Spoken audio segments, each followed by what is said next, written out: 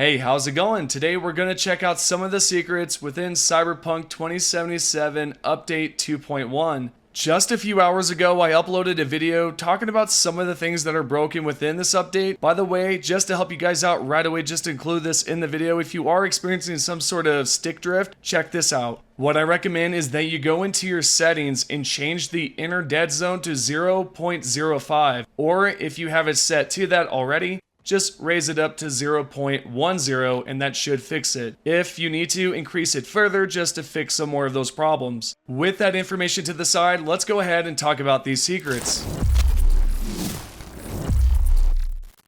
We are going to start off with the Porche coordinates secret. So this one is found by a Reddit member named Gakut. So what this Reddit user right here has said is, quote, "In new update, you get a shard to get the new Porche.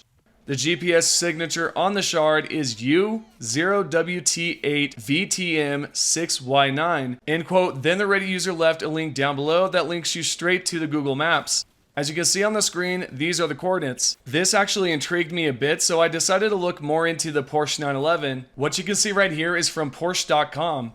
It says, quote, "The Porche 911 was first unveiled to the public on 12 September 1963 when it was launched at the Frankfurt International Motor Show. Full production of the car began a year later in September 1964 at the Porsche factory in Zuffenhausen." End quote. So I'm sure it's called Zuffenhausen or Ziffenhausen. I don't know. I cannot pronounce it, obviously. But what you can tell right there is that's the same exact factory that was found on the coordinates. So I wonder if there's anything more to this. Next, we're going to take a look at the same exact mission here, but if you do scan the body, it says Johnny Silverman instead of Johnny Silverhand. Of course, it wouldn't say the same name, so this guy's obviously cosplaying. The description says, "Bears a striking resemblance to Johnny Silverhand, died in 2023. Now, the only reason why I'm showing that is because I didn't even scan the body the first time, and if you did not do it either, then there you go, that's what it says. Continuing on towards number 3, we are going to take a look at some of the bikes that we were able to purchase in the new update. So out of the 5 bikes, there's only one bike here that has a unique description. What we can see here is both the Kusanagis have the same exact description.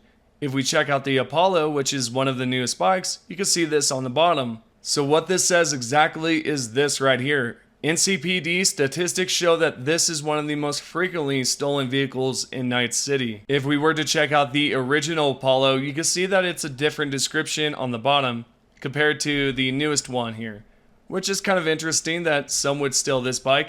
I think in the previous video I said that I enjoyed the turquoise color, but now that I'm looking at it, it kind of looks like a mint color. Regardless of the color, this vehicle right here is the most sought out vehicle, so a lot of people are trying to steal it in Night City apparently. Also, if you're wondering what the other Kusanagi says, it's the same exact description. There's nothing different there as well. This is the only bike out of the 5 that is completely different. Continuing on, we're going to take a look at some of the secrets within the metro station that can pop up. For example, this one right here is Keanu Reeves in the background next to a bird sitting on the bench. And for some reason, they included it within Cyberpunk 2077.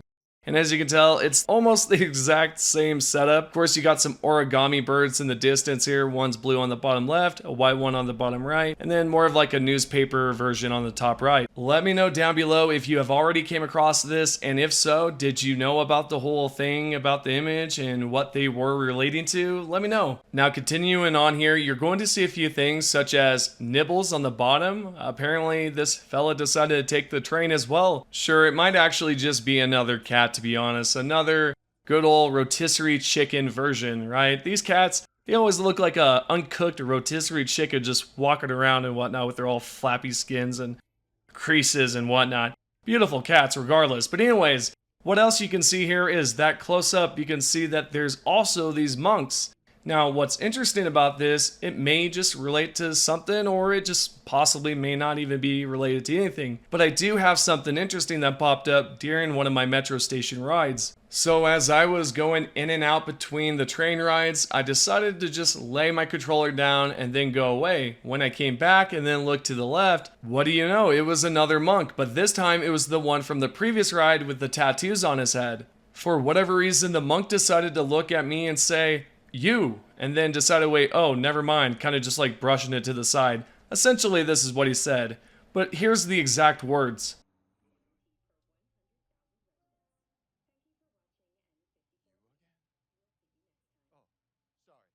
So those exact words, it's like he almost knew us from before or somewhere. Honestly, it just seems a little bit mysterious, I guess. Could there possibly be another FF06B5 Easter egg? I'm interested in what you all think.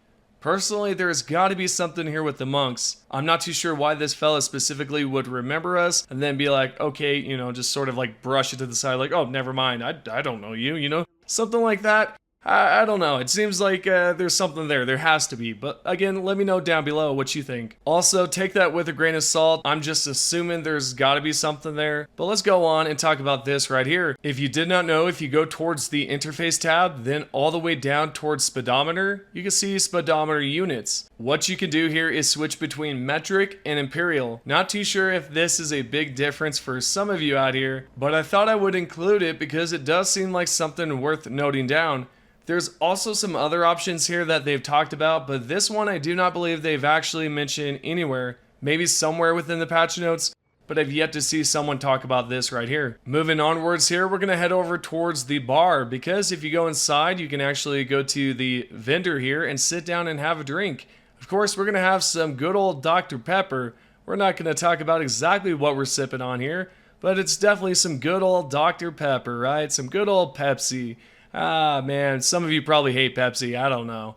Anyways, so what we're doing here is we can actually just sit down and consume a beverage and just kind of chill. So if you're really into that immersive style, they've actually have added this to the game, which I believe they added to the patch notes, but I'm not too sure if anybody paid attention to this exactly. Next up, we're going to talk about the projectile launch system. So if you do attach this, specifically the electrifying one, typically in the past you would experience some sort of stagger. This would only happen if you were to use it in close range combat. Well, I'm going to show you an example here, just shooting it at the ground.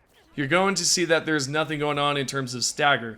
I can actually just continue onwards and annihilate the rest of the enemies. This is great because if you do decide that you want to create an electrifying build, then this one might be your go-to. Continuing on, we're going to take a look at the last and final secret here, which is probably not a big one, but if you're like me, you probably do not read the vehicle descriptions. Yet anyways, this one right here is for the Porsche 911. What this says exactly is right here. What's the only thing rarer than a unicorn? A unicorn convertible with a custom decal and a black and yellow paint job. This Porsche 911 Turbo Cabriolet is a convertible that hits all the same notes as Johnny Silverhand's iconic car, class, style, and a rear engine. A rear wheel drive powertrain that literally blows your hair back. It's time to rock and roll, Chumba. These are just a few examples of some Easter eggs, some things hidden in the game in terms of settings, or something that's just literally hidden right there in front of us.